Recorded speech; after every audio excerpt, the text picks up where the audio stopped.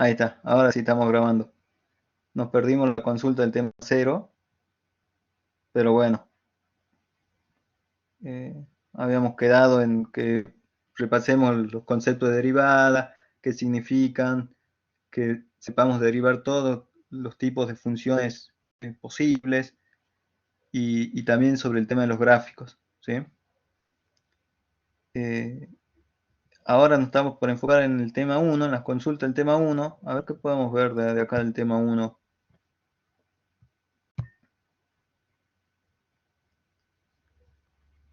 Las relaciones de preferencia, ¿sí? Esto también lo habíamos visto y era súper importante tenerlo en claro porque esto eran como las bases eh, de lo que nosotros íbamos a utilizar luego como el comportamiento del consumidor, ¿sí? Como curvas de utilidad. Entonces esas curvas de utilidad o funciones de utilidad tenían que cumplir estos axiomas, ¿sí? No era así al azar de que cualquier función ya era automáticamente una función de utilidad, ¿sí? Había que cumplir ciertos requisitos de fondo. Bueno, entonces estos requisitos eran estos, los axiomas. Algunos de ellos son más importantes que otros, ¿sí? Los tres primeros, estos son los más clásicos, los más importantes, los que figuran en todos los libros. Completitud, transitividad y ser continuos. Particularmente el de transitividad lo habíamos trabajado en un ejemplo, en un ejercicio, acerca de por qué no se cortan las curvas, ¿sí? Y ahí se aplicaba justamente este axioma de transitividad. Y si por sí no había quedado claro el ejercicio, es el mismo ejercicio que aparece en el Nicholson, ¿sí? Que muchos de ustedes lo encontraron y lo pusieron, de hecho, como solución, es totalmente válido. Bueno, este, si por sí no les quedó claro, consulten el video de la clase del práctico uno o consulten el libro de Nicholson y ahí por ahí lo terminan de entender mejor. Pero sí, los axiomas es importante tenerlos en cuenta. Hay otros axiomas, como les decía, que no son tan importantes, que no son tan famosos. El de reflexividad, el de continuidad, bueno, que ya lo habíamos mencionado, está dos veces ahí. El de convexidad estricta y el de diferenciabilidad. ¿Sí? Todo esto para recién a partir de ahí poder aceptar una función como una función de utilidad. ¿Sí? Si no, tendríamos una función solamente, o en todo caso una relación, que es algo bastante más amplio, pero que no tan específico. ¿Sí?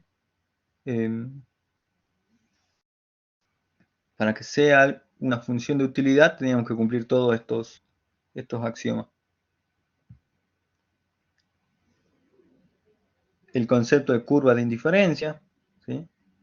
Como les decía, teníamos una función de utilidad que teníamos una variable, u, ¿sí? La utilidad, que dependía de dos bienes, x1 y x2. ¿Sí? Entonces, en realidad tendríamos que graficar tres variables, x1, x2 y u. ¿Bien?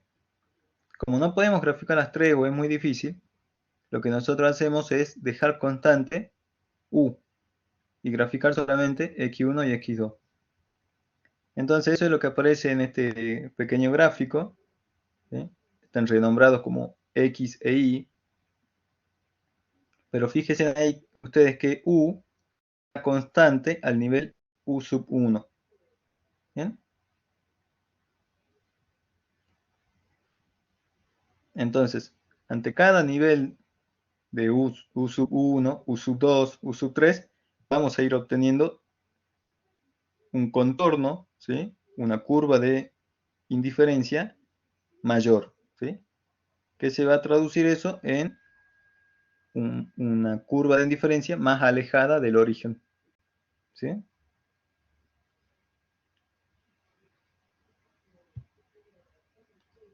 La tasa marginal de sustitución indicar la pendiente de esa curva de indiferencia, ¿sí? Si dejábamos la utilidad constante y queríamos pasar de una combinación sobre esa curva de indiferencia a otra combinación sobre la misma curva de indiferencia, en el medio iba a haber una tasa marginal de sustitución. Es decir, íbamos a tener que renunciar a uno de los bienes para adquirir otro, o para adquirir el otro. Bien, esa renuncia a cambio de una mayor cantidad del otro bien era lo que nosotros llamábamos la tasa marginal de sustitución. ¿Sí? Acá está definida, ¿bien? Proporción a la cual está dispuesto a cambiar un bien por otro sin que cambie su nivel de utilidad. Es la pendiente de la curva de indiferencia y ahí está la forma de cálculo. ¿Sí? Acá está la demostración de por qué eso es así y el resultado económico importante de que esa pendiente no era ni más ni menos que el cociente de las utilidades marginales. ¿Lo ven? Por supuesto, esto es para esto como que ya es mucha teoría, pero por ahí no viene si quieren rescatar el punto teórico que hay en el examen. ¿Sí? Recuerden que hay un 20% de, de los puntos son teóricos, digamos, o sea, una o dos preguntas teóricas puede haber según el valor de cada una de ellas.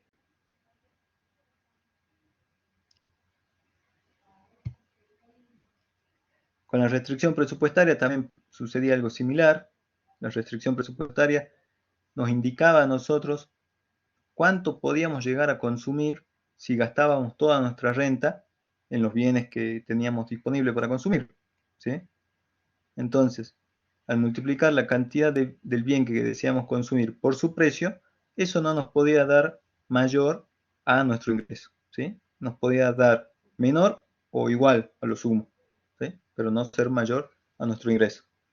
Lo cual es perfectamente porque de hecho estamos hablando de una restricción presupuestaria y porque en realidad también en la lógica sabemos que no podemos gastar más de lo que ingresa en nuestro patrimonio.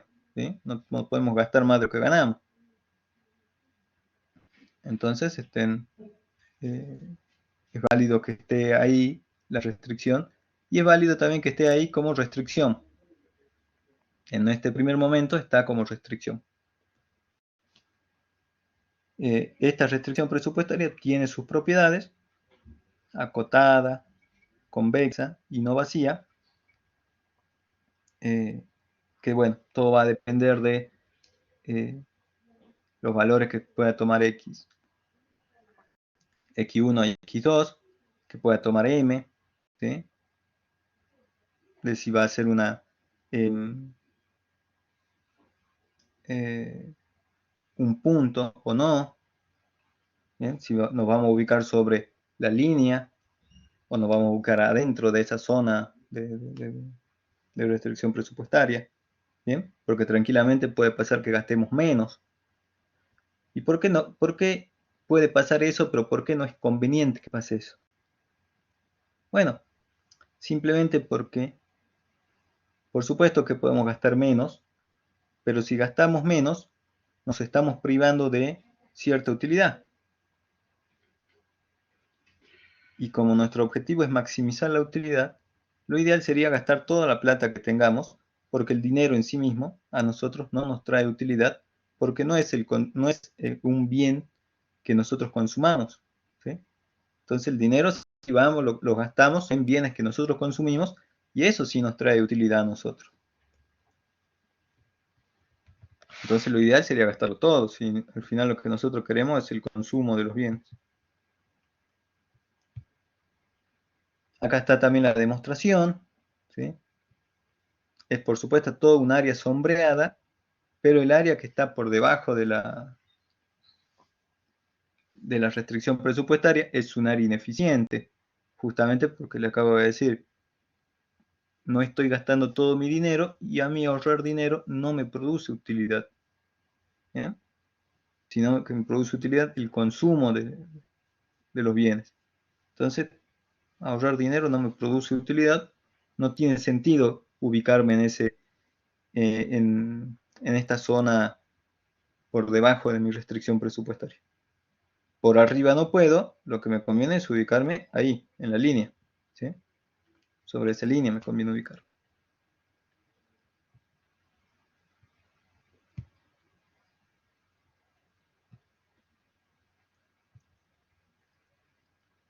¿Qué más tenemos acá? Y de juntar estos dos conceptos que son básicos, son súper importantes, ¿sí? Tanto en toda la teoría del consumidor como en este primer acercamiento que es el de la demanda marshalliana. De juntar estos dos conceptos, nosotros podíamos encarar de una forma lo que es el problema del consumidor. El problema del consumidor es único y es claro, está perfectamente bien expresado. El problema del consumidor es maximizar su utilidad sujeta a la restricción presupuestaria. No tiene otro problema el consumidor. ¿Bien? En este primer acercamiento. Ya vamos a ver que está el otro problema, está el problema dual, pero que ya también vamos a ver que es parte de lo mismo. ¿Bien? Es decir, son dos caras de la misma moneda. ¿Bien? Así que este es el problema del consumidor y esto es a lo cual nos vamos a abocar en los siguientes dos temas. ¿Cómo solucionamos ese problema de maximización que tiene el consumidor? ¿Cómo hacemos que él haga máxima su utilidad dada la restricción que tiene? ¿Bien? Por supuesto que cumplir todas las restricciones y ver qué es lo que sucede. Pero bueno, en el medio la hagamos máxima la utilidad. Para ello habíamos visto cómo se plantea el problema, la presentación del lagrangiano, que no sé si por ahí la habrán visto en matemáticas, pero entiendo que sí, porque por lo que estuve charlando con el profe de matemáticas, está en el programa y, digamos, en la clase, está dado. No sé cómo habrá sido el tratamiento después, pero bueno. ¿Qué profesor de Bien. matemáticas? ¿Cómo? Digo, ¿qué profesor de matemáticas? Nosotros tuvimos a un profesor de Córdoba. En Al, matemáticas al profe de 3. matemática 3. Sí, sí, 3. Pochulu. Sí, pero Exactamente. con ese profe nos vimos en Lagrangiano. Bueno, yo les comento lo que estuve charlando con él. Digamos, más de la conversación no les comentaré, pero también ya lo tendremos que ver entonces. Igual está en el programa. No sé por qué no lo vieron.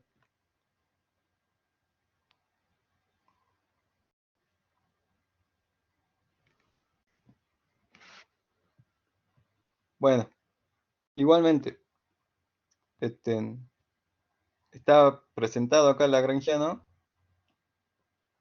y es el método que nos permite a nosotros resolver el problema de maximización con restricciones. ¿Sí? Sí.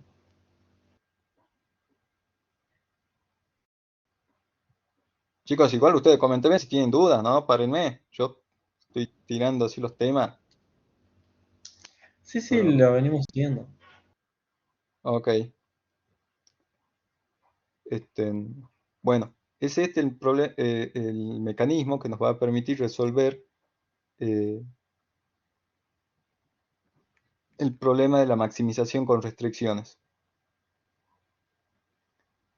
Para ello también habíamos visto que teníamos que cumplir ciertas condiciones, que eran las condiciones de primer orden, las llamadas condiciones de primer orden, que eran justamente ver que la derivada del lagrangiano respecto de la variable x1 sea igual a 0, la derivada del lagrangiano respecto de la variable x2 sea también igual a 0 y la derivada del lagrangiano respecto al multiplicador de Lagrange sea igual a 0 también. ¿Bien? Este es el sistema que da lugar a la solución del problema de maximización. En este problema, también, en este mecanismo, también nos permitía llegar a otro resultado importante, que era justamente este, el de ver que el cociente de utilidades marginales sea igual al cociente de precios. ¿Sí? Y esto sí lo que tenía importancia para nosotros. Este era el resultado cúlmine de las condiciones de primer orden.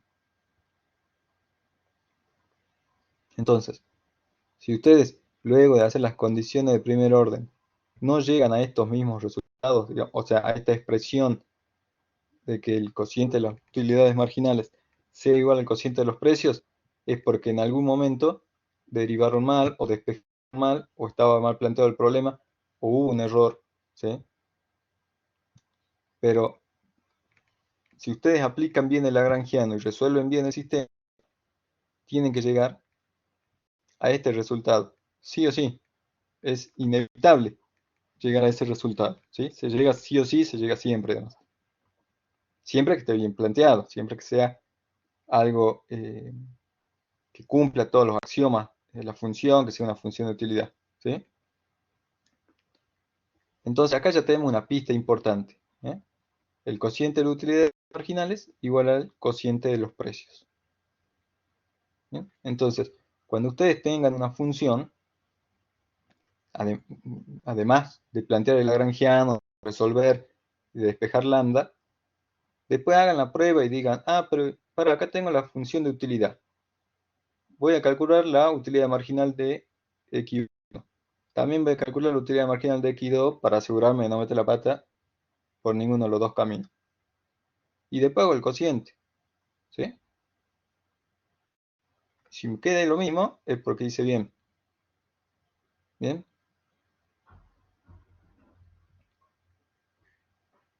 Este es el resultado económico.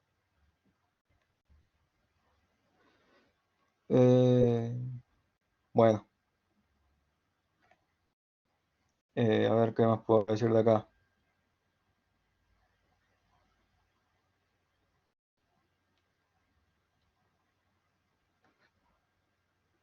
Bueno, sí, hay que decir que el individuo no tenga preferencias singulares, ¿sí? Que son las que vienen a continuación, y que la curva de utilidad es convexa, tal cual como lo habíamos dicho en uno de los axiomas.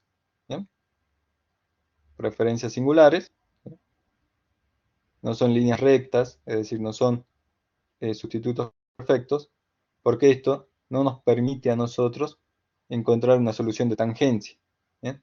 Y lo mismo sería este caso de complementarios perfectos.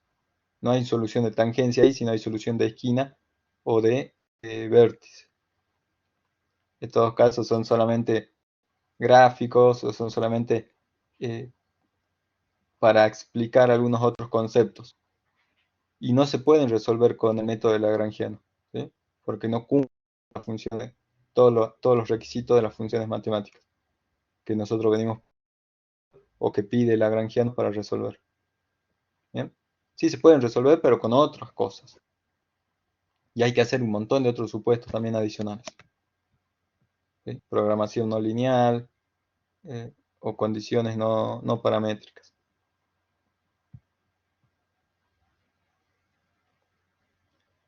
Bien, y acá tenemos curva de utilidad no convexa, es decir, acá, no sé si lo ven acá, justamente donde hay dos puntos de tangencia, fíjense en que no es la curva más alta que puede alcanzar. ¿Sí?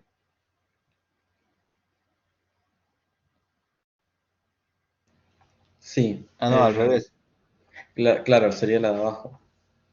Exactamente, sería la de abajo, donde sería un punto de tangencia, pero no hubiera sido la curva más alta. ¿Sí? Sino que la curva más alta sería acá donde hay dos puntos de tangencia. ¿Bien? Entonces ahí como que nos estaría costando interpretar la solución que podamos encontrar. Cumplirían las soluciones de tangencia, pero no estaremos hablando de una maximización. Porque no sería convexa, tiene que ser convexa la curva.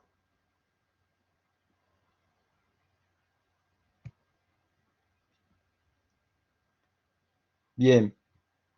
Bueno, eso respecto del tema 1.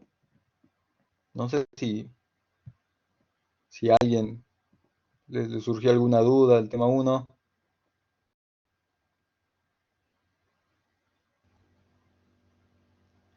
No, profe, el tema uno, bien, quedó claro.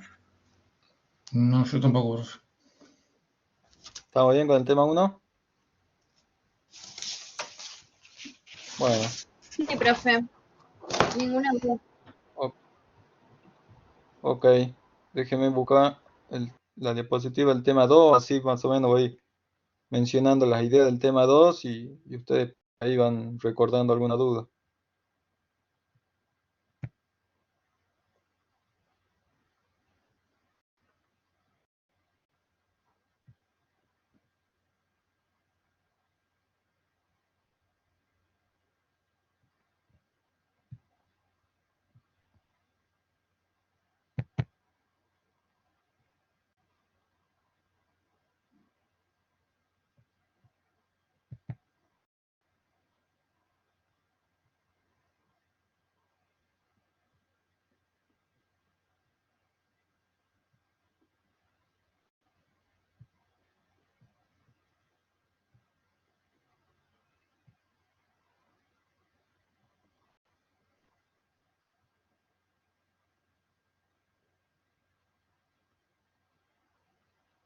Ahí está, ¿se ve? Ahí está. Sí, profe, ahí lo vemos. Sí, Sí, lo mismo, profe. Bien. Bueno, en el tema 2 seguimos profundizando esta misma idea, este mismo problema que hemos planteado que tenía el consumidor, y aquí ya nos enfocamos en la solución. ¿Bien? Es decir, acá vamos a ver cuáles son todos los puntos que van a dar solución a ese problema de maximizar la utilidad. Ese problema de maximizar la utilidad nos va a llevar a nosotros a encontrar la función de demanda. Y la función de demanda es todo un conjunto de puntos. ¿Sí? Es una línea, supongamos, ¿no? Es una línea recta, decreciente, en donde cada puntito de esa línea cumple con ser una solución del problema este del consumidor. ¿Bien? No es una línea recta, claro, ¿no? Pero bueno, se los dije como para decir que la característica de la línea, pero en realidad no es una línea recta, es una curva decreciente. Y hasta ahí nomás también. ¿Bien? Bueno, habíamos comenzado con el concepto de utilidad, ¿sí? Bastante abstracto, ¿sí? Lo dijimos hasta el cansancio. Hablar de utilidad es como hablar de el dolor, por ejemplo, ¿sí? Era bastante difícil de medir, y más para nosotros los economistas. Sin embargo, bueno, no quiere decir que no la podamos definir. Eh, bueno, y acá está nuestra función de utilidad. ¿Ves? ¿Ven? Ven que tenemos nuestra función de utilidad que depende de x1 y x2. ¿Bien? Debe reflejar los axiomas de preferencia. Además, ser creciente con cada uno de los bienes. ¿Sí?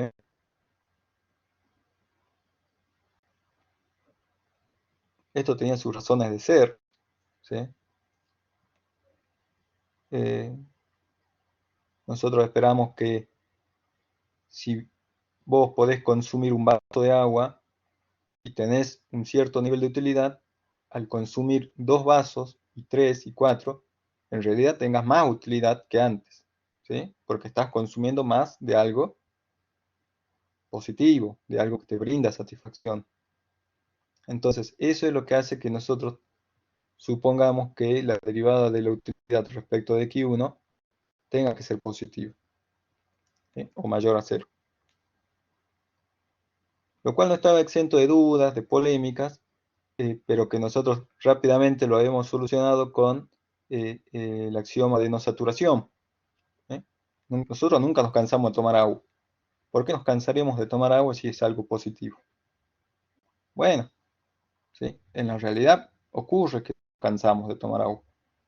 Bueno, en la economía, en la teoría, si es un bien, no tendríamos motivos para cansarnos de ese bien o para que no, nos llenemos o nos saciemos de ese bien.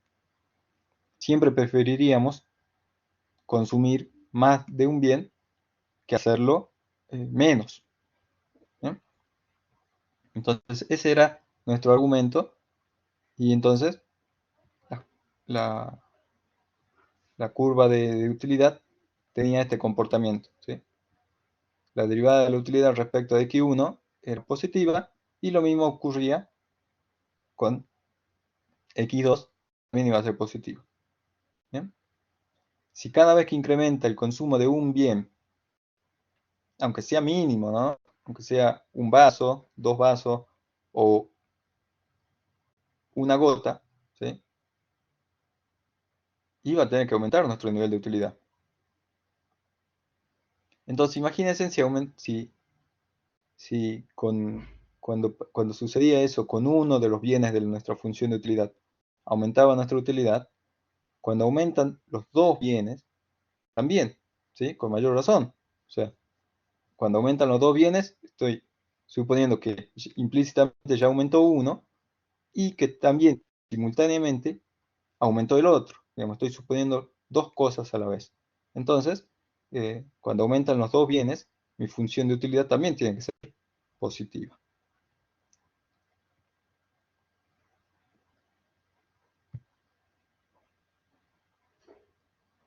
Habíamos dicho que representaba un ordenamiento, puesto que no estábamos midiendo la utilidad, sino solamente estábamos dando un valor que indicaba un orden. ¿sí?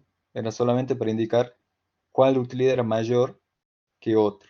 No era para indicarle un valor o para darle un valor. ¿sí? Entonces ahí habíamos dicho el tercer párrafo ahí, que no hay ninguna diferencia en decir que la utilidad de la combinación A es 5 y la de la combinación B es 4.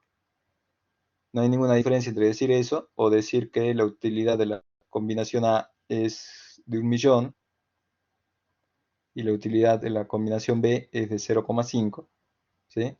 Entre esas dos cosas no hay diferencias, porque lo único que están expresando los números son órdenes, no magnitudes en sí mismas, no medidas.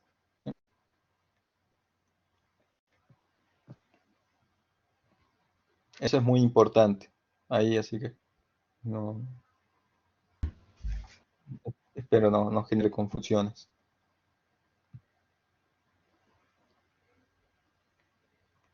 Las propiedades de la función de utilidad, por supuesto, son las de cumplir con los axiomas del comportamiento, ¿sí? Habíamos dicho que una función de utilidad tenía que cumplir los axiomas de la elección racional. ¿Bien? Entonces, esos eran los axiomas que nosotros le pedíamos a nuestra función de utilidad. Esos axiomas lo habíamos visto en el tema anterior. Acá habíamos reforzado algunos, porque ya no íbamos a meter de lleno a trabajar con un aspecto más matemático y más funcional de la utilidad, y ya no tanto con un aspecto más de justificar su comportamiento o su existencia. ¿bien? Entonces, acá habíamos mencionado que tenía que ser diferenciable hasta el orden requerido, ¿bien? Porque por lo menos la íbamos a diferenciar un par de veces. Y hay un concepto muy importante acá, que es el de ser susceptible de una transformación monótona. ¿bien? En este punto también, a pesar de que no hay nada acá en las diapositivas, pero en este punto también voy a aprovechar para ampliar un poquito más, seguramente capaz que a alguno le surge alguna duda, Pero el tema de las transformaciones monótonas es una transformación que mantenga el ordenamiento de la función original. Y fíjense en que solamente hace referencia al ordenamiento. No hace referencia a que se repitan los mismos valores o que contengan los mismos números, el mismo dominio, la misma imagen. No habla de eso, porque en realidad no estamos hablando de números, ¿sí? Solamente estamos hablando de ordenamiento. Entonces, una transformación monótona de una función no era ni más ni menos que aquella que nos mantenía el mismo orden que la función original con la que estábamos trabajando.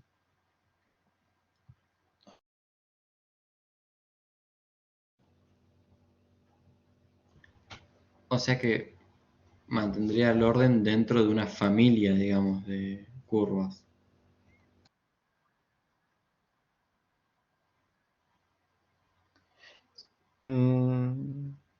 A ver, no entiendo tu pregunta.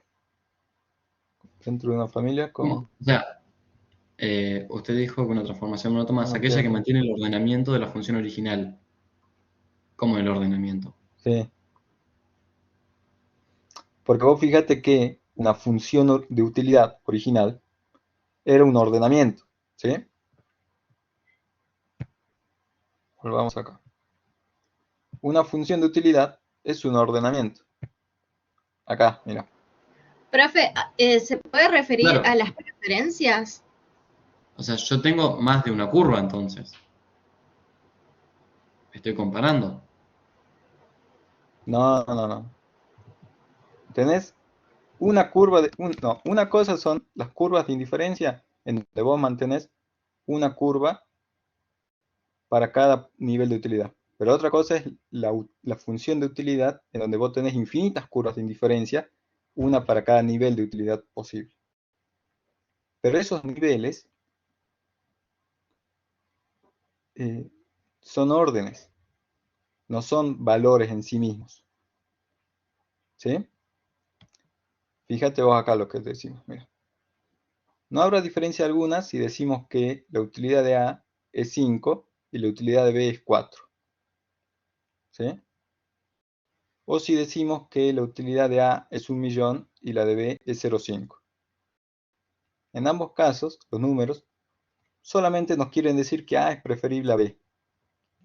¿Sí? Eso es con el tema de cómo interpretamos nosotros los números. ¿Bien? Ese es el ordenamiento.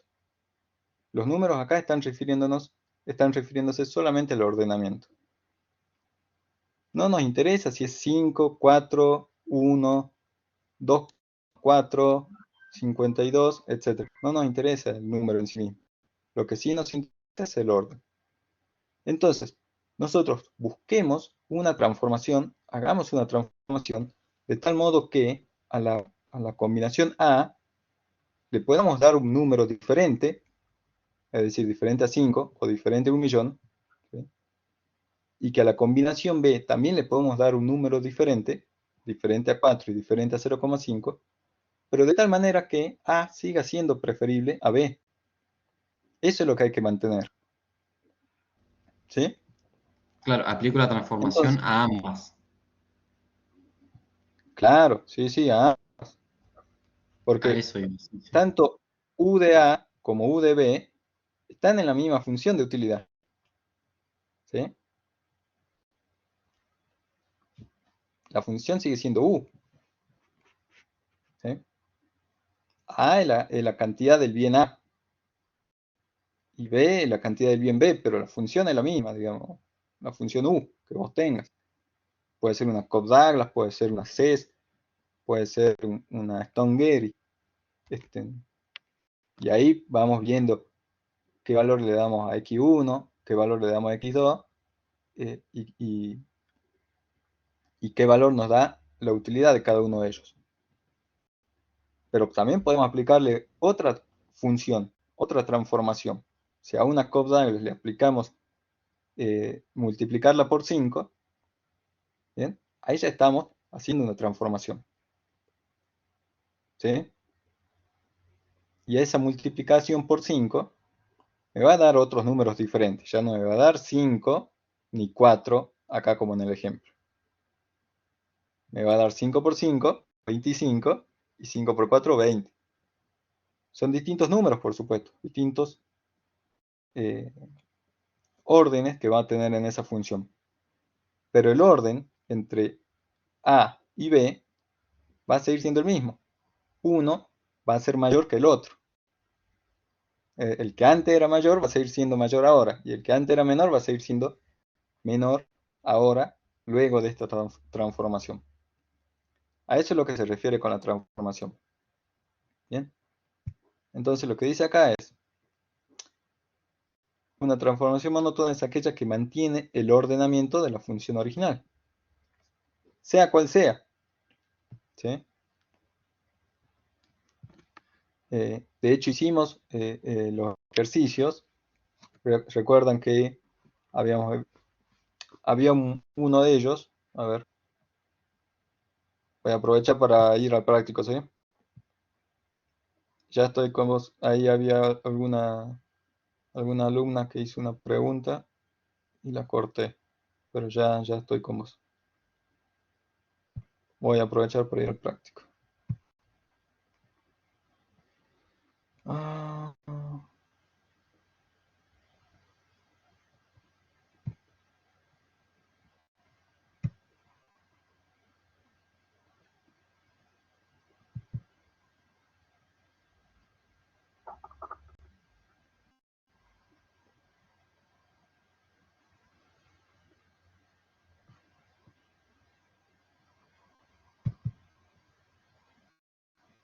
era el práctico 1, ¿no? ¿O el 2? El 2. El 2, bien.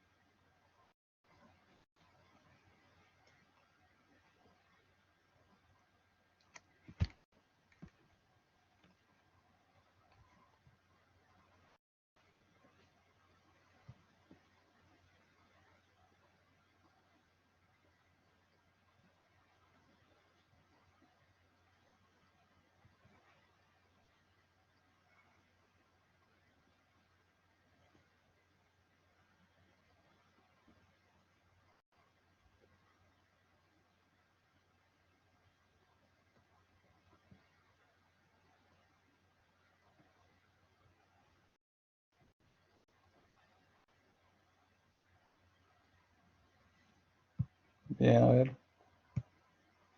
Acá encontré el práctico.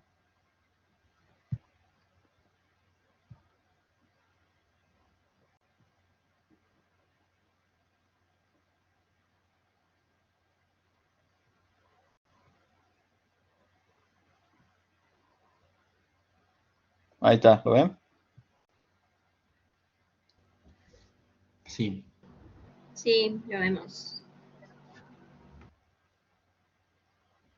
Acá está, ¿ven? Donde veíamos el tema de las transformaciones monótonas. El primer caso era, bueno, una módulo. Acá, por ejemplo.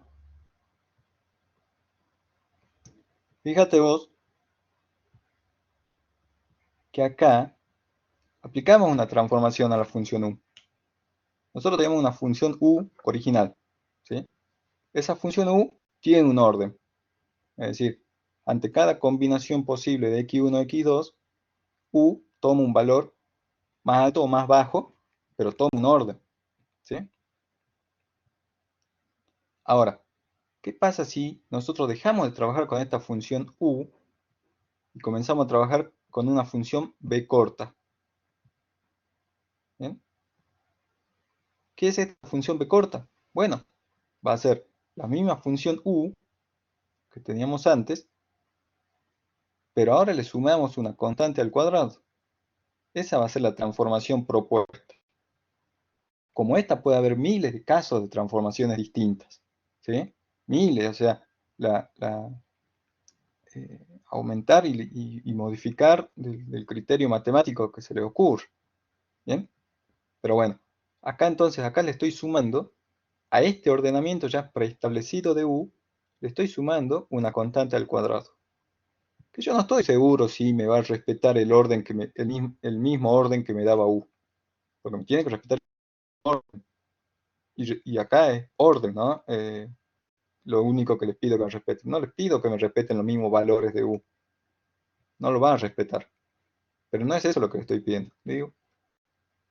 Entonces, si yo a U le sumo alfa al cuadrado, B mantiene el mismo orden que U, porque U es la función original y B es la transformación que yo le quiero hacer, que preferentemente tiene que ser una transformación monótona. Entonces, B termina siendo una transformación monótona. Bueno, sí, si me mantiene el orden, sí. Si no me lo mantiene, y ya no es una transformación monótona. Entonces, al orden que me arroje la función U, yo le sumo un número al cuadrado en este caso, y chequeo si B efectivamente cumple con ese mismo orden, con el orden que tenía U. ¿Sí? Para ello, por supuesto, habíamos visto el método más rústico, más rudimentario, que era el de darle valores a U y después darle valores a B. ¿Sí? Perdón, darle valores a U primero y después resolver esa función, esa transformación monótona, resolverla para B y ver si respetaba el ordenamiento de U, si coincidían. Si coincidían, perfecto, transformación monótona. Si no coincidían, bueno, mala suerte, es una transformación no monótona. Bien, ese era el método más rudimentario que, bueno, está explicado acá en el caso para la primera transformación. Y fíjense que justamente por ello habíamos detallado un poquito más el segundo método, porque era más general y era el más sólido. Este segundo método dice que para nosotros estar seguros que esa función cumple el mismo orden, o respete el ordenamiento original, lo que teníamos que buscar era que su derivada sea positiva, ¿sí? La derivada de la transformación monótona respecto a U, ¿sí? Sea positiva.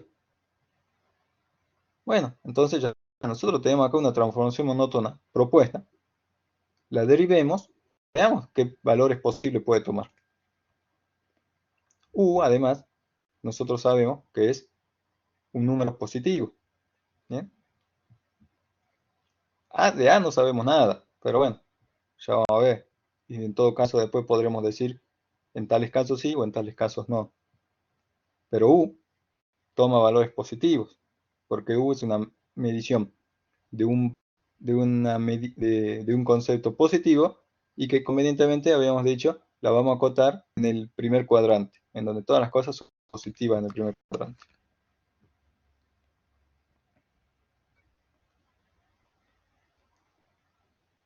Las derivamos a esta transformación que tenemos acá, ¿bien? Derivamos correctamente, por supuesto, y la derivada me da que es igual a 1. ¿Bien? Por supuesto, acá también la derivada está bastante simple. Según qué tipo de transformación propongamos, la derivada puede ser más o menos difícil. Pero no importa, el criterio sigue siendo el mismo. Tenemos que buscar que la derivada sea positiva.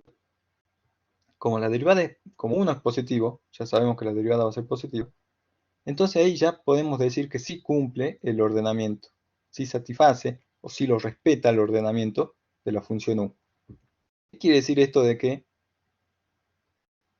esta derivada sea positiva? Fíjense, esta derivada, al ser positiva, quiere decir que cada vez que U aumente, B va a aumentar. ¿Sí?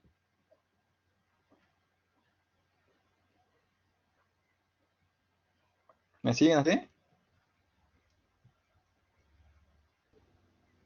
Sí, profe, se entiende.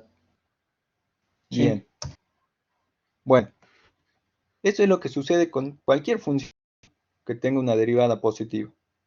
Cuando la derivada es positiva, quiere decir que la función como la variable se mueven en el mismo sentido. Esto de moverse en el mismo sentido quiere decir que cuando una aumenta, la otra aumenta también. Y cuando una disminuye, la otra disminuye también. ¿Bien? Entonces, con esa relación nosotros ya estamos en condiciones de dar respuesta a si satisface o no satisface el orden. Cuando una aumenta, la otra también va a aumentar. Si yo aumento de la misma una, la otra también aumenta. ¿Sí? Entonces yo ya sé que si U tomaba cierto valor, ¿sí? Supongamos 1, y B tome el valor 5. ¿Sí? Cuando U tome 10, B, no sé qué valor va a tomar, pero va a tomar un número mayor también. ¿Sí? Pongámosle 15.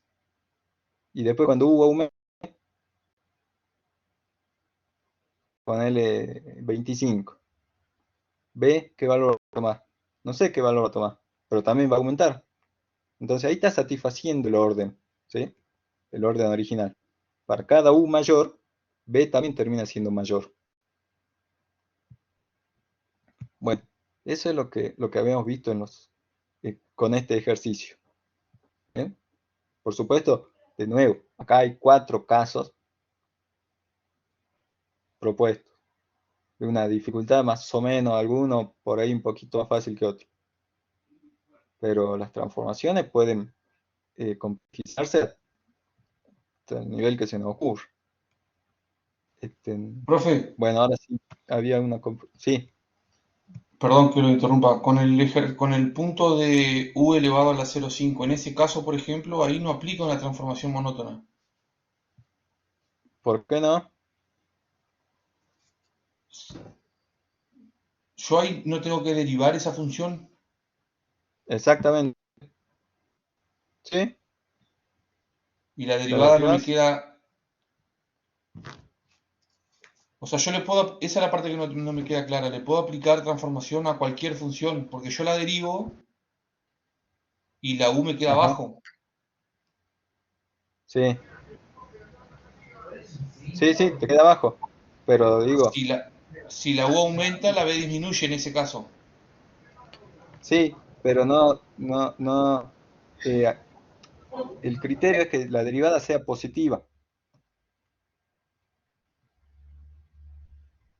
Bien. Acá está el criterio. La derivada tiene que ser positiva. ¿Qué valores puede tomar la derivada? ¿Derivaste esta función u a la un medio? Te queda abajo, es verdad. Te queda. eh, ¿Cómo te queda la 0,5 o derivada? un Un medio. medio 0,5. u elevado a la menos 0,5. Pero Claro, y sí, lo pasé para abajo. Sí, está bien. 0,5 Acordate que. y Sí, 1, que es acor- positivo, dividido en un número positivo, es positivo, sigue siendo positivo. En ningún lado es negativo. exacto. Te queda abajo, pero te queda positivo siempre.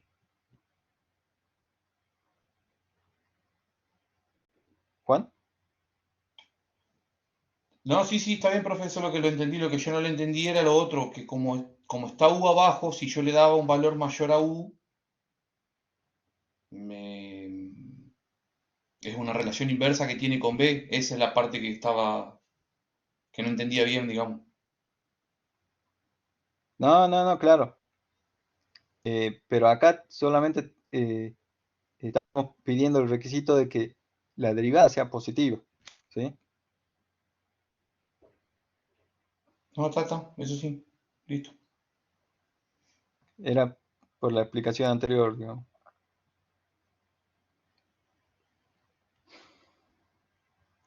Acuérdense que U toma valores positivos siempre. Acá.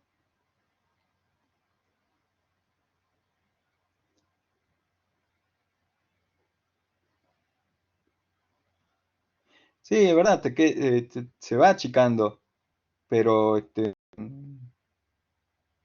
aún así cuando una aumenta, la otra aumenta. U aumenta un poquito, U aumenta mucho y B te va a aumentar cada vez menos, pero van a ir aumentando, digamos, ¿me entendés? Entiendo tu duda, ¿cuál era?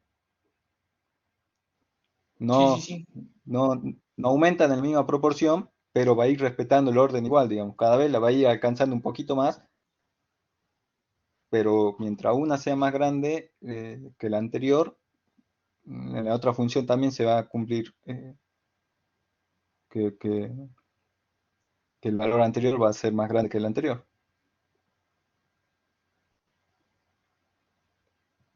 Bien, Sí, sí. Bien, profe. Gracias. de nada, Juan.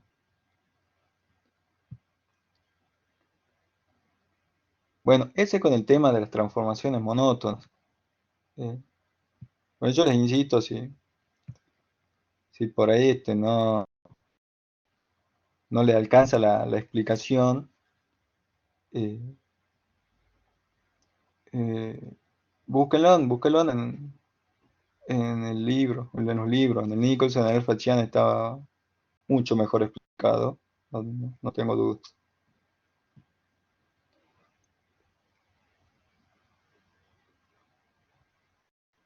Bueno, a ver.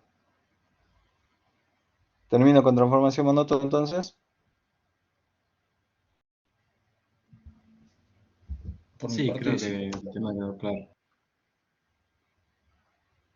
Perdón, no entendí algo ahí.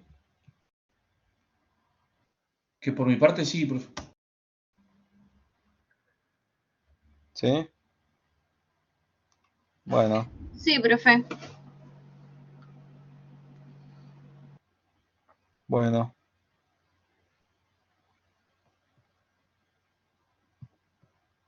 Bueno, sigo repasando entonces. ¿Qué es lo que había?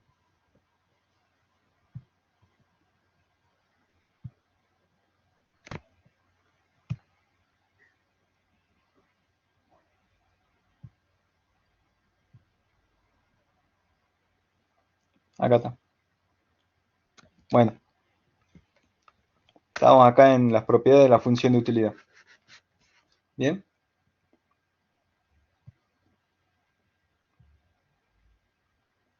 Todo esto de que, además de que la función de utilidad sea susceptible de una transformación monótona, nos permitía a nosotros asegurarnos de que el punto o la combinación óptima no se iba a modificar, hagamos los pasos que hagamos en la resolución.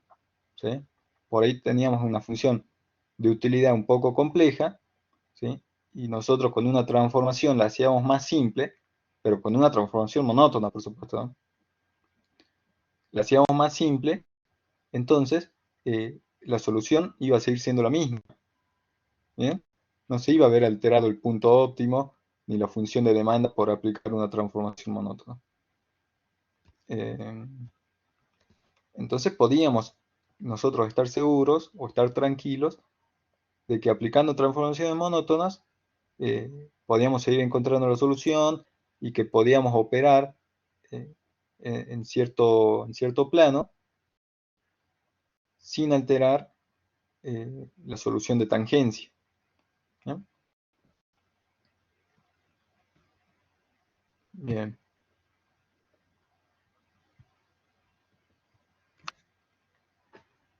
Bueno, el óptimo de Pareto, justamente, ¿sí? Cuando no es posible aumentar el consumo de al menos un bien sin dejar de consumir, sin dejar de cumplir alguna de las restricciones, era justamente el punto óptimo. ¿Bien? Era justamente esto de la tangencia. En el punto de tangencia cumplíamos ambas restricciones. Pero si nosotros queríamos aumentar el consumo de uno de los bienes, ya íbamos a dejar de cumplir alguna de ellas. Entonces, quiere decir que si no podíamos aumentar el consumo de bienes sin dejar de cumplir alguna de las restricciones, Ya estábamos en ese punto óptimo. Ahora, si aún así yo puedo seguir mejorando y satisfaciendo las restricciones, entonces quiere decir que no estaba en un óptimo. ¿Sí? Quiere decir que estaba en subóptimo y que puedo aumentar el consumo de algunos de los bienes y aún así cumplir las restricciones. ¿Bien? En el óptimo ya no se puede eh, mejorar más. ¿Sí? Cualquier desplazamiento implica un empeoramiento de la situación.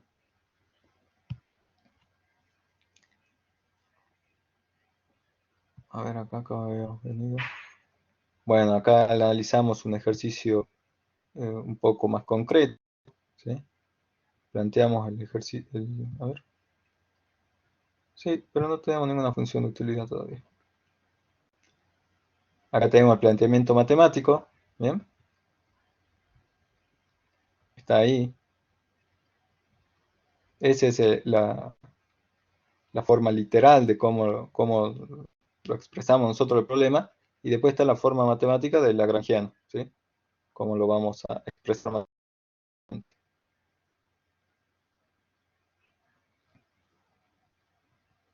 Estas son las condiciones de primer orden. ¿Bien?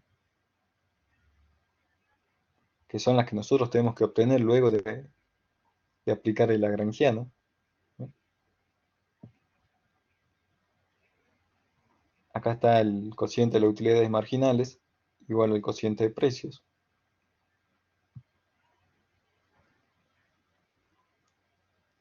Y a esta condición, nosotros lo usábamos para encontrar un punto óptimo, ¿sí?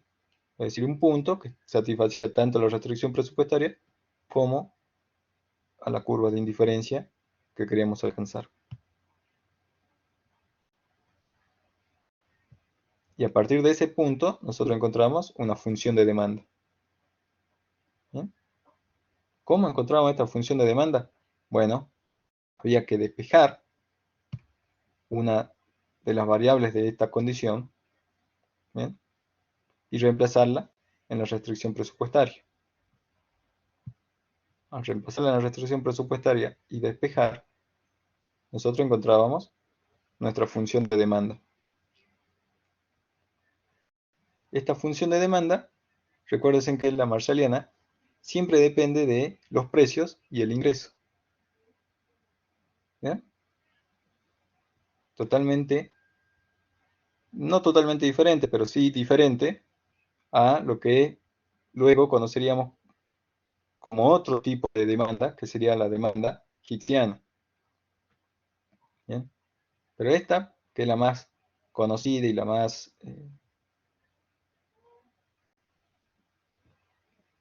introductoria, dependen de los precios y del ingreso. ¿Bien? Acá hicimos un ejercicio integrador. No lo hicimos.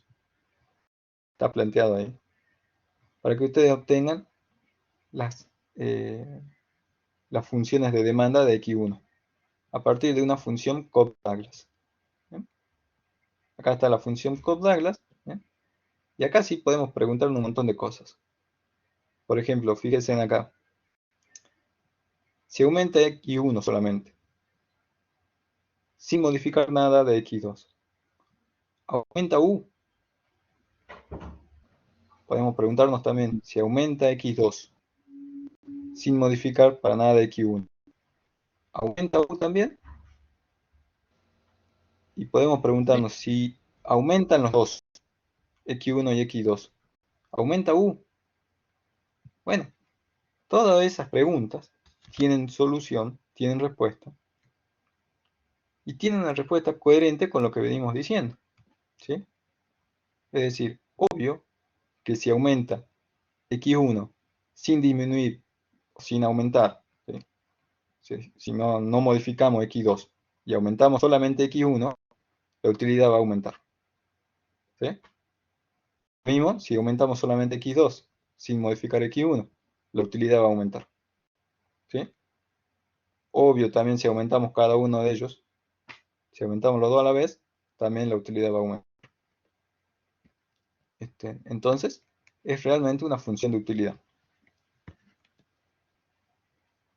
Y tiene un orden, ¿bien? Es decir, ante cada combinación x1, x2, yo voy a obtener un valor de u. ¿Bien? Cambio la combinación x1, x2, es decir, supongamos que a x1 y x2 le doy la combinación 1, 1. ¿Bien? Eso me va a dar un valor de u.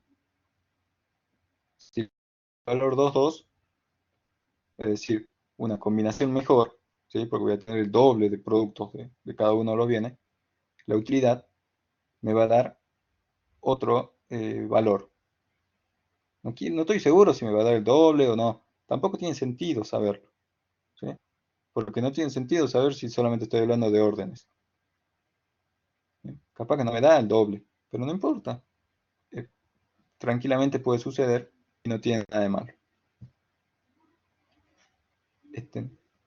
Pero si a la combinación, si yo el día de mañana o luego decido sumarle una constante, multiplicarla por 5, ¿sí? Supongamos. ¿Sí? Y pongo la misma combinación 1, 1 y la misma combinación 2, 2, tengo que ver si luego de multiplicar por 5, el orden ese se mantiene. Esa es la transformación monótona. Eh, no le gusta multiplicar por 5, quiere una transformación un poco más, eh, más concreta. Bueno, apliquen las transformaciones del práctico. ¿Sí? Le tomo la raíz cuadrada entonces. ¿Bien? Y fijémonos si mantienen el orden.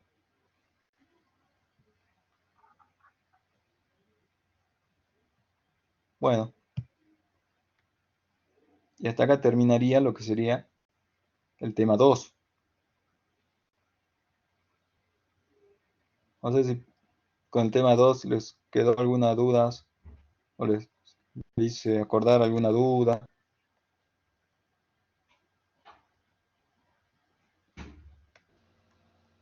Todo claro. ¿Está todo bien?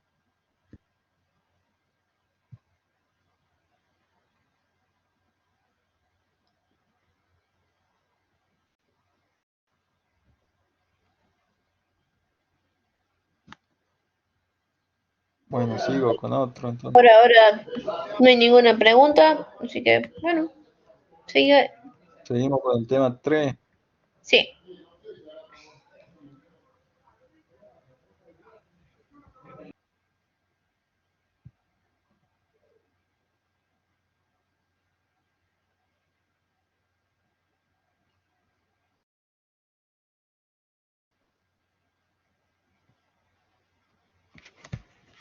Deme un minuto.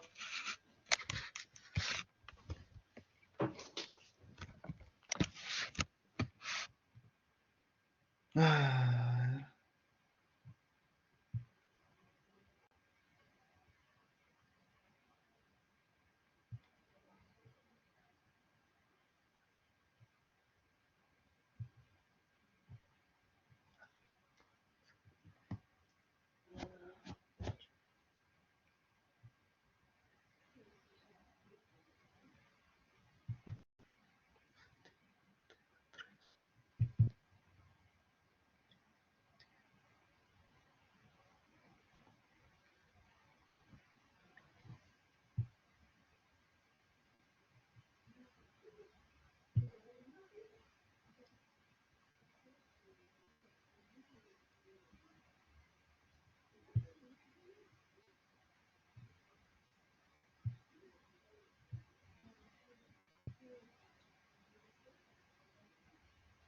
ahí está.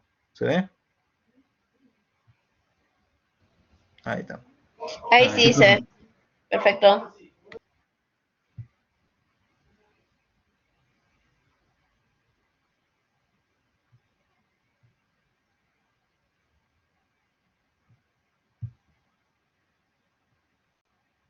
Bien. Bueno, en los dos temas anteriores habíamos visto tanto el problema y la solución, de la demanda marshalliana, que como les decía, es la que termina siendo una función de los precios y del ingreso. Acá vamos a ver el problema dual.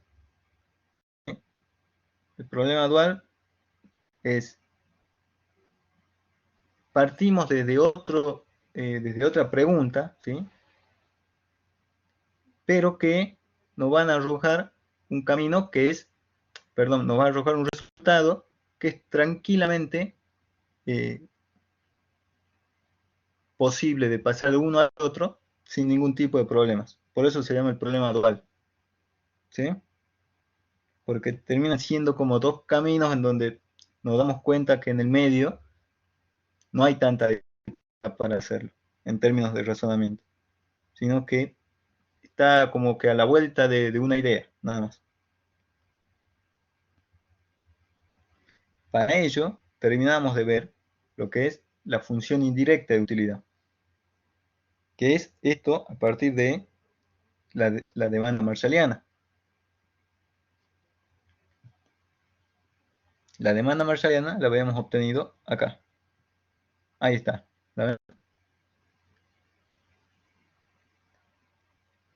Esa es la que nosotros habíamos obtenido ya como solución en los temas anteriores. Si a esta función de demanda, que es la función que además todos los puntos que componen esa función son puntos óptimos, porque satisfacen los óptimos de tangencia, el óptimo de Pareto, ¿sí? Está chequeado eso que satisface. Si a esta función de demanda nosotros la introducimos en la función de utilidad original que tenemos, podemos ver algunos matices en el análisis que nos ayudan a entender algunas otras cosas. ¿Cómo esto de introducir esta función de demanda en la función original de utilidad? Bueno, nosotros teníamos una función de utilidad, acá, que dependía solamente de las cantidades de bienes que consumíamos. Y digo solamente porque efectivamente esos eran los únicos argumentos que teníamos. No dependía de las cantidades que nosotros demandábamos o de las cantidades óptimas. Dependía de las cantidades que decidamos consumir. No nos interesaba si hasta ese momento podíamos consumir las cantidades óptimas, si podíamos consumir cualquier cantidad o no, porque era nuestra función de utilidad, la original, digamos, la más primitiva. Luego, nosotros calculamos la demanda. Al calcular la demanda, nosotros ya sabemos, bueno, con la demanda nosotros ya estamos dando solución a los problemas de optimización. Entonces ya no consumimos cualquier cantidad, consumimos la mejor cantidad posible dentro de lo que podemos, ¿sí? Es decir, la mayor cantidad posible de bienes dentro de lo que nos permite nuestra restricción presupuestaria. ¿Bien?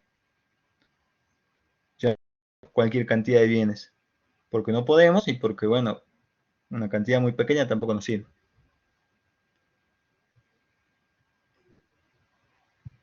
Entonces, a esa función U, lo que nosotros terminamos haciendo es decir, bueno, a esa función U, que efectivamente dependía de la cantidad de bienes, ahora la hagamos depender de la cantidad de bienes óptima. ¿Bien? ¿Cuál es esa cantidad de bienes óptima? Bueno, ahí está nuestra función de demanda. Nuestra función de demanda nos muestra los puntos óptimos de cada uno de los bienes X1 y X2. Y esas cantidades óptimas dependen de los precios y del ingreso. Entonces, indirectamente, lo que hacemos es decir que U ahora va a depender de los precios y del ingreso. ¿Sí? Ya no va a depender de las cantidades en sí mismas como si fueran aleatorias o como si yo las tomara de un día que me levanto y digo, a ver, ¿cuál sería mi utilidad si yo consumo 25.000 kilos de papa? No, porque ese 25.000 no está dentro de lo que sería mi óptimo. Entonces, eh, al sustituir yo mis demandas acá, lo que hago es acotar ese número 25.000, ya no va a estar ahí, porque ese número nunca formaría parte de un óptimo, ¿sí? Entonces, solamente introduzco la familia posible de números o la familia posible de combinaciones que es óptima, ¿bien? Esa familia posible de combinaciones depende de los precios y del ingreso. Y entonces, esa dependencia que ahora va a tener U de los precios y del ingreso es la que se llama la función indirecta de utilidad. ¿Bien? Que por supuesto ahora cambia de nombre y se pasa a llamar B corta. Eh,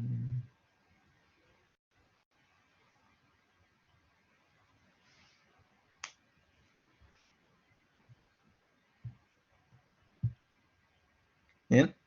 B corta ahora depende indirectamente de los precios y del ingreso. Y esto me sirve a mí para saber en cuánto va a modificarse, ¿sí? En cuánto va a variar mi utilidad, o mi nivel de utilidad, mi nivel de satisfacción, mi nivel de bienestar, cuando se modifiquen algunos de los precios o cuando se modifique el ingreso. ¿Bien? Ya no necesito saber o no necesito limitarme solamente al saber que mi utilidad se va a ver modificada cuando cambio las cantidades de consumo, sino que ahora digo, no, bueno, está bien, como las cantidades de consumo se van a modificar si se modifican los precios, yo puedo saber automáticamente qué es lo que va a suceder cuando se modifican los precios también, ¿sí? Cuando se modifica el ingreso también se van a modificar mis cantidades, ¿sí? Entonces acá digo, ¿qué sucede cuando se modifica el ingreso? ¿Qué va a suceder con mi bienestar? Con mi utilidad, ¿no?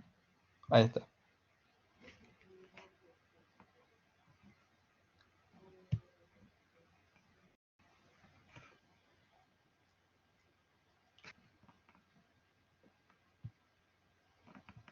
Luego de la función de utilidad indirecta, o la función indirecta de utilidad, perdón, vimos la función del gasto. ¿Bien? La función del gasto nace de otro origen, que es justamente esto que yo le decía, el problema dual. Ya no, ya no buscamos maximizar la utilidad sujeto a una restricción presupuestaria. Acá lo que nosotros hacemos es minimizar el gasto sujeto a un nivel de utilidad requerido o un nivel de utilidad dado. ¿Bien? Porque nosotros lo que queremos mantener constante en realidad ahora es nuestro bienestar, ¿sí? No nuestro ingreso. En el caso anterior, en la marshalliana, nuestro ingreso se mantiene constante, ¿bien? Pero en este caso, lo que se mantiene constante es nuestro bienestar o nuestra utilidad. Lo cual también tiene, y hemos explicado su lógica, ¿sí? Las personas dicen, ya, a mí me interesa mantener mi nivel de vida, no ajustar, no buscar maximizarlo a eso, ¿sí? Sujeto a mi ingreso. Yo quiero ajustar mi ingreso sujeto a un nivel eh, de utilidad o un nivel de satisfacción que yo conozco, yo sé, pero no lo quiero cambiar. ¿Bien? Entonces, este problema daba origen a este planteamiento, ¿bien? Y este planteamiento tenía mucho parecido con el planteamiento anterior, ¿sí? El de maximización de la utilidad, y se diferenciaban en pocas cosas, ya vamos a ver en el resultado final. Pero, por ejemplo, una de las cosas en las que se parecía era que el punto óptimo iba a seguir siendo el mismo, ¿sí? las condiciones de primer orden iban a seguir siendo las mismas. ¿Bien?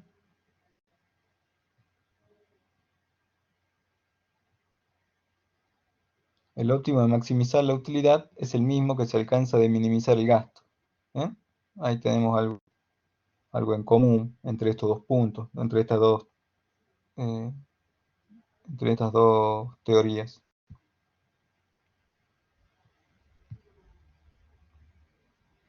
De estas condiciones de primer orden, ¿sí?, que son las mismas en ambos casos, de estas condiciones de primer orden nosotros despejamos, ya sea x1 o x2, el que más nos convenga, ¿sí?,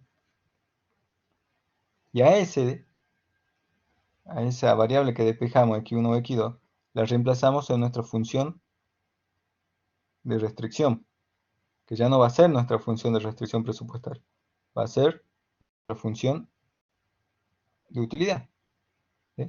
Esta es la que nos está restringiendo ahora. De hecho está sujeta a, esa es la restricción, ¿sí?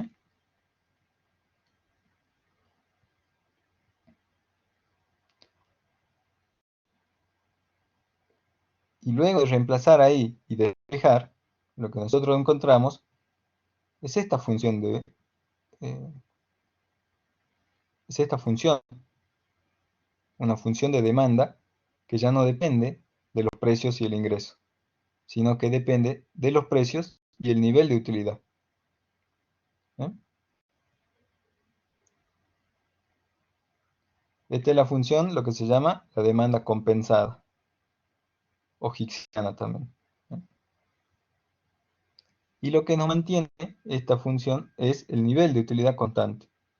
Es la única diferencia respecto a la marshalliana.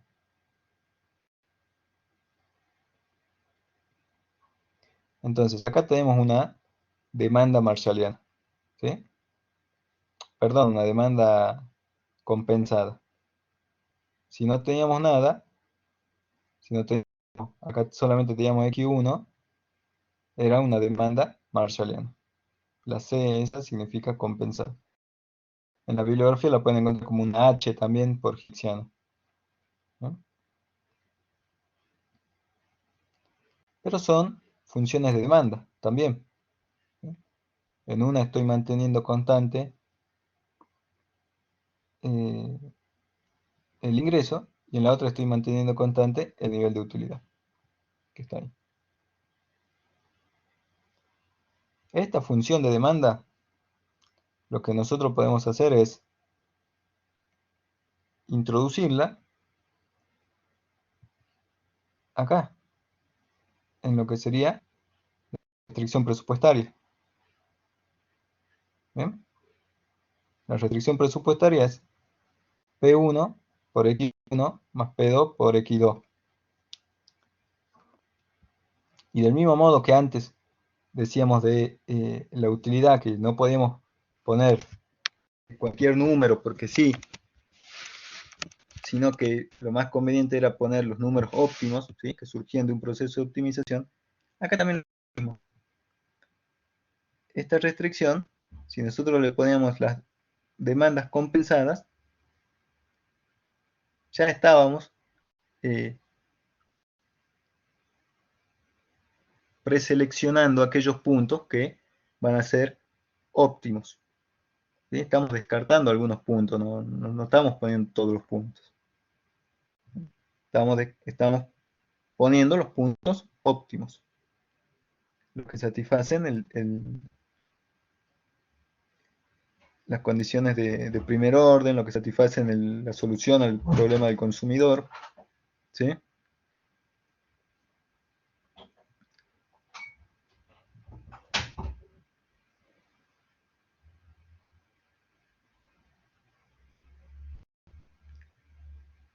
Esta función del gasto depende de los precios y del nivel de utilidad que nosotros decimos mantener constante.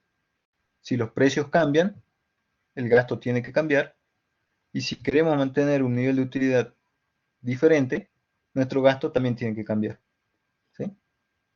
Ya sea aumentar o disminuir, pero bueno, dependiendo de qué es lo que suceda con los precios y qué es lo que suceda con el nivel de utilidad que quieramos mantener. Tiene ciertas propiedades, todas ellas bastante entendibles. A ver cuál puede ser la más difícil. Esta de homogeneidad en precio y no decreciente en precios van por el mismo camino. Quiere decir que si los precios se modifican, el gasto se va a modificar también, ¿sí? Si todos los precios se modifican el doble o el triple o se multiplican por una constante, el gasto se va a tener que modificar también en ese mismo valor, ¿sí? Duplicar, triplicar o multiplicar por la misma constante que se multiplicaron los precios. Que no sean decrecientes en precios también quiere decir que al aumentar uno, aunque sea un precio, ya el gasto va a tener que aumentar. Son cóncavas en los precios, ¿bien? Quiere decir que al principio aumentan bastante y luego comienzan a aumentar cada vez menor el gasto según aumente los precios. Son crecientes en U. Cada vez que queramos nosotros mejorar nuestro nivel de utilidad, vamos a tener que gastar un poco más. A ver, Majito, ¿me pusiste hasta qué hora? ¿Hasta las 10? Sí, sí, sí.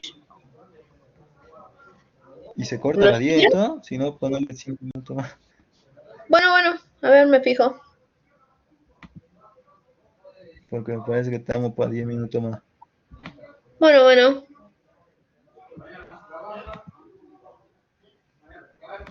Bueno, a ver. Si no, voy a ver de saltear alguna acá que me parezca que no va, pero...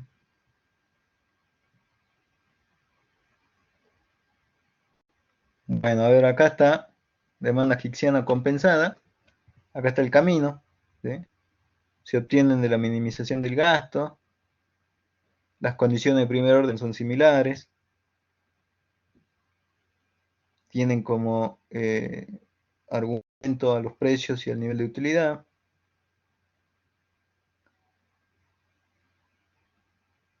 Y solamente muestran el efecto sustitución. Ya va a ver el efecto. Acá está el problema este, ¿sí? Este cuadrito también, espero que lo hayan podido ver del Nicholson.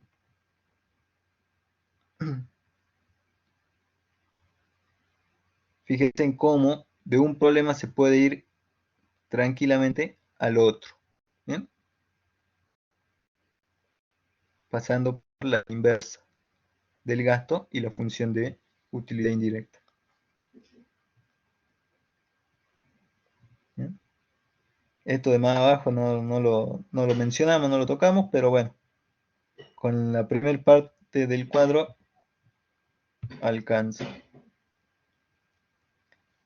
Este es otro de los temas que seguramente causa bastante dificultad.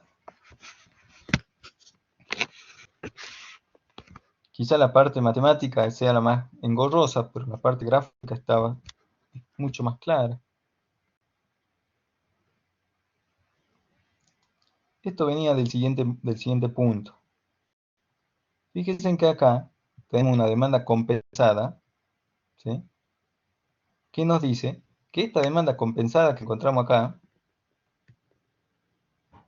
¿sí? La que está ahí, es igual a la demanda marshalliana, ¿sí? Que está ahí la demanda marshalliana. Y a este nivel de utilidad, nosotros le damos al consumidor cierto ingreso para que justamente esté en ese nivel de utilidad. ¿Sí? Que es esta parte. ¿Sí? Recuerden que esta E es la función del gasto. Pero como queremos mantenerlo en cierto nivel de utilidad, entonces estamos acá también. ¿Sí? U sub 0 está en ese lado y está en este otro lado también. ¿Lo ven? Por este lado viene esta igualdad. Y acá está, de hecho. las demandas compensadas y sin compensar son iguales si al consumidor le otorgamos el gasto necesario para que se mantenga en el mismo nivel de utilidad. ¿Eh? O sea, acá, U sub 0, hay que compensarlo con este ingreso para que él se mantenga en ese nivel de utilidad. Entonces, si esa es la situación, la demanda compensada y marshaliana son iguales. Y ahora analizamos qué es lo que sucede ante un cambio del precio. Porque esa es la esencia que nosotros queremos analizar con este recurso. Aplicamos derivada parcial y vemos que acá la derivada de la compensada respecto del precio tiene que ser igual a la marshalliana respecto al precio, ¿bien? Que está acá, ahí, pero el precio también está acá, ahí. ¿Y cómo hago entonces? Es la derivada de x1 respecto de E por la derivada de E respecto de P1. ¿Bien? Está ahí. Porque esto es lo que sería una función compuesta, ¿sí? O la función de una función, o la regla de la cadena. ¿Bien?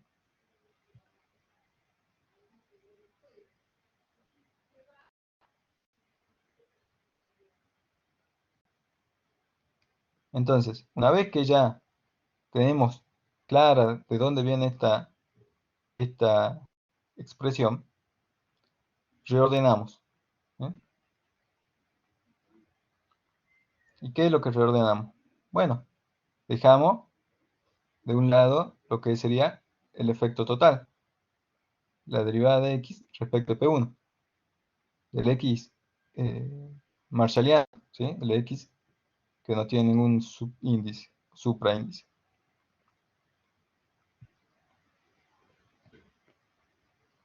Esto es igual a la derivada de la compensada respecto al precio, ¿sí? Menos la derivada de la marshalliana respecto del gasto, ¿sí? Por la derivada de la función del gasto respecto al precio, ¿sí? Y este menos que aparece acá, me lo han preguntado en clase, ¿por qué acá aparece un más? Porque este menos es, lo único que está indicando acá es el pasaje de términos.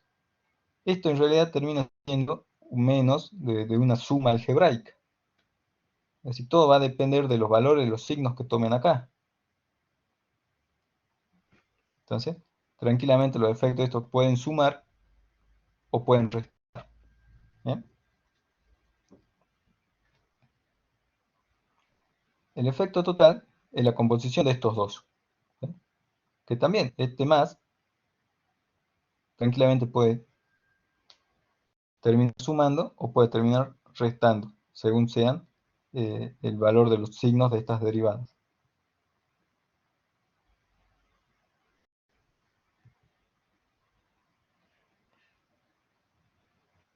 Mm, ¿Qué más? Profe, Este valor, sí, entonces el efecto total es la derivada de la marshalliana con respecto al precio. exactamente. El efecto total Ah, está calculado ok. sobre la marshalliana. Ah, bien, eso no me quedaba claro a mí. ¿Por qué hacíamos el pasaje de términos? El primer pasaje de términos, este es solamente para reacomodar. Ah, bueno, pero Claro, claro. sí, Ahora también entiendo tu pregunta, claro, sí. sí, El sí. pasaje de términos es para dejar de lado la... Sí, por eso, eh, o sea, no entendía por qué teníamos que despejar la marshalliana. claro, bueno, Sí, sí. La marshalliana va, nos indica el efecto total. ok, Justamente ok. porque, al hacer la descomposición esta, nosotros necesitamos una herramienta más que era justamente esto de el problema dual. Y no lo teníamos antes en la marshalliana. En la marshalliana solamente podemos ver el efecto total. Ajá, Bien. bien. Eh, Bien, y otra cosa, acá, este término es negativo. Bien, este término es el efecto sustitución. Bien. ¿Cómo sé que es el efecto sustitución? Porque lo estoy midiendo sobre la compensada, la demanda compensada. En la demanda compensada yo solamente estoy midiendo un efecto sustitución, porque en las demandas compensadas no tengo efecto ingreso, porque las compensadas no dependen del ingreso, dependen de la utilidad. Entonces acá solamente estoy midiendo un efecto sustitución. ¿Bien? Y ese efecto sustitución es negativo siempre. Es decir, siempre voy a terminar sustituyendo, voy a terminar comprando menos de aquel bien cuyo precio aumenta. Entonces el precio aumenta, compro menos. Aumenta, compro menos. La relación es negativa, ¿sí? Inversa. Por eso la derivada es negativa. Esta derivada tiene signo negativo. ¿Bien? Ahí está la razón. Solamente estoy diciendo el signo, no estoy diciendo nada más. ¿Bien? Ahora, esa relación de sustitución no es la única ni la suficiente para decir que cada vez que aumente el precio voy a comprar menos. ¿Bien? Hay que ver qué pasa con todo lo otro. ¿Bien? Y sobre esto es sobre lo cual no tenemos certeza absoluta. ¿Bien? Y va a depender mucho de cómo es la derivada de x respecto del gasto. Y va a depender entonces de cómo es la derivada del bien respecto de si es un bien superior o inferior. ¿Bien?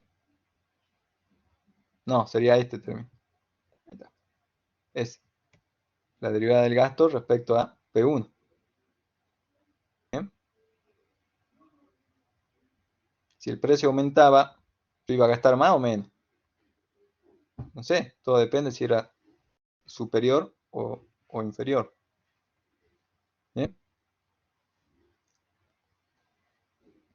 Entonces, como este signo podía ser positivo o negativo, ya me estoy posicionando en esta otra diapositiva, acá, como ese signo podía ser positivo o negativo, en realidad todo este término podría reforzar al efecto sustitución, reforzar la parte negativa y hacerlo más negativo, por supuesto, lo cual me deja tranquilo porque yo ya de entrada iba a sospechar que era negativo todo. O lo iba a poder hacer un poquito más suave, ¿eh? En caso de que sea positivo. En caso de que sea positivo, podría suavizar un poco el efecto sustitución, suavizar un poco el negativo, pero aún así seguir siendo negativo.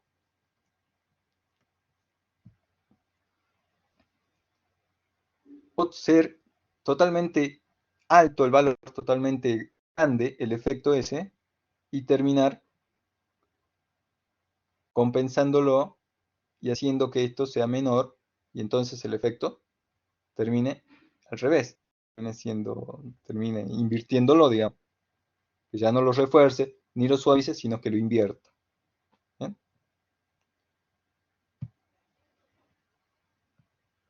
Por supuesto, el análisis este matemático no es tan rico como el análisis gráfico. En el análisis gráfico nosotros habíamos visto las razones y las riquezas de esos efectos. Cómo se puede reforzar, o cómo se puede llegar a suavizar, o cómo uno podía llegar a invertir al otro. ¿Bien?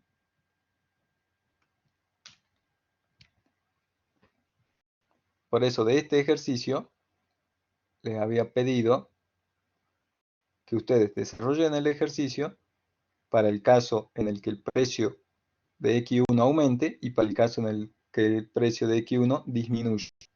¿Bien? Entonces ahí iban a terminar de ver cómo impactaba cada uno de los efectos, ¿sí? Sustitución o renta. Pero si no lo hicieron, con todo derecho,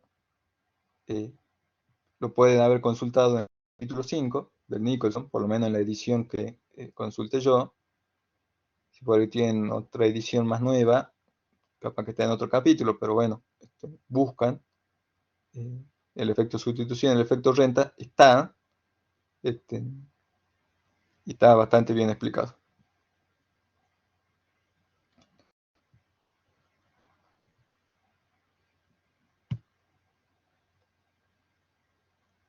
Bien. Bien, eso sería todo lo que destaco, digamos yo. No sé si por ahí alguno tiene alguna pregunta o duda.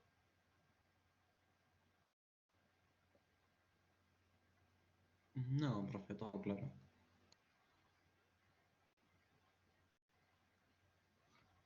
Juan,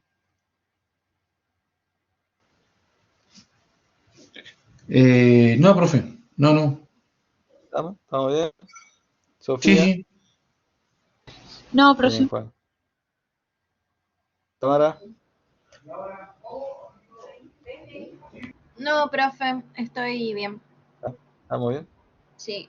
Bueno, Francisco, Cristian, Todo bien.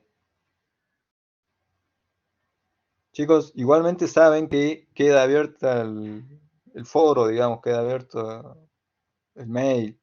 Manden un mail, manden consulta, no hay ningún drama, ¿sí? Lo que sí, ya no hay más clases, pero manden, si van estudiando y surgen cosas, eh, manden por ahí las consultas, las dudas, no hay ningún drama, ¿sí? Bueno, profe. Perfecto. Bueno, chicos, entonces nos estamos viendo, no la semana que viene, porque está el examen, pero sí dentro de 2 semanas, ¿sí? Profe, ¿el martes no tenemos clases? El martes 7 de mayo.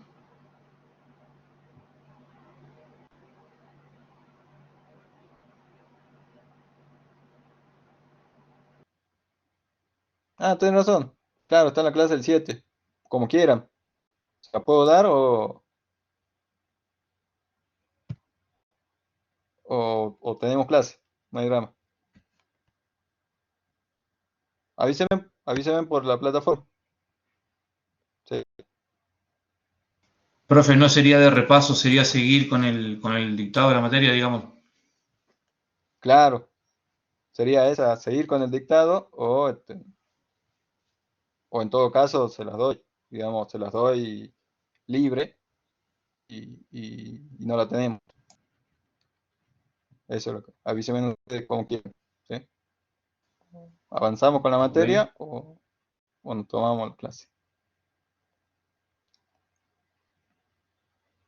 ¿Bien?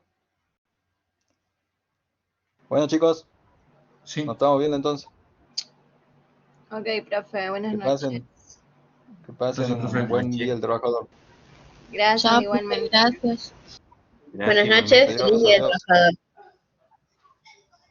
Chao, chao. Gracias igualmente.